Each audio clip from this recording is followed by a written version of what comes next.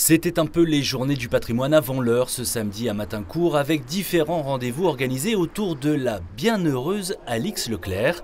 Cette religieuse lorraine, née à Remiremont en 1576, a rejoint le village quelques années plus tard et plus précisément son confesseur et directeur spirituel, Pierre Fourier, qui deviendra plus tard Saint Pierre Fourier. Une sorte de mentor qui lui permettra, avec la congrégation Notre-Dame, de réaliser son rêve, permettre aux jeunes filles d'avoir accès à l'instruction. Ce samedi à Matincourt, entre deux conférences, on visitait donc la basilique, mais aussi la chapelle Notre-Dame dans la mairie, avant de donner officiellement à la résidence senior de la commune le nom d'Alix Leclerc. L'histoire de Matincourt tourne beaucoup autour de Saint Pierre Fourier, d'Alix Leclerc.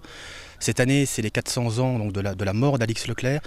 Et c'est important pour les Matancursiens, mais aussi pour la population du territoire, de prêter une attention à notre patrimoine, surtout qu'elle est à l'origine effectivement de l'instruction des jeunes filles. Alix Leclerc est donc une pionnière des écoles pour jeunes filles, mais ce n'est pas à Matincourt qu'elle a fondé la première. Alix Leclerc a créé sa première école de jeunes filles à Poussey. Et aujourd'hui, on peut dire que la maison existe toujours, elle est habitée, mais elle a toujours sa renommée de maison et d'école, première école d'Alix Leclerc. C'était une grande visionnaire. À l'époque, dans la campagne profonde, on ne pensait pas à l'éducation des filles. Il fallait surtout manger.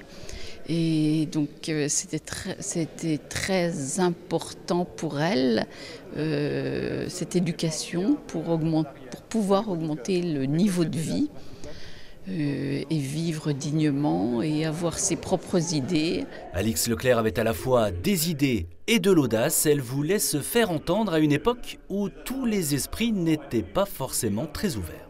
À Matincourt, il y a eu 23 procès en sorcellerie et il y a eu 13 condamnations, et principalement des femmes. Mais c'était des femmes courageuses, comme Alix Leclerc. Tout au long de sa vie, elle a montré beaucoup de courage. Et c'est en effet avec beaucoup de courage qu'Alix Leclerc a fondé ses premières écoles dans le département, puis dans la région et au-delà.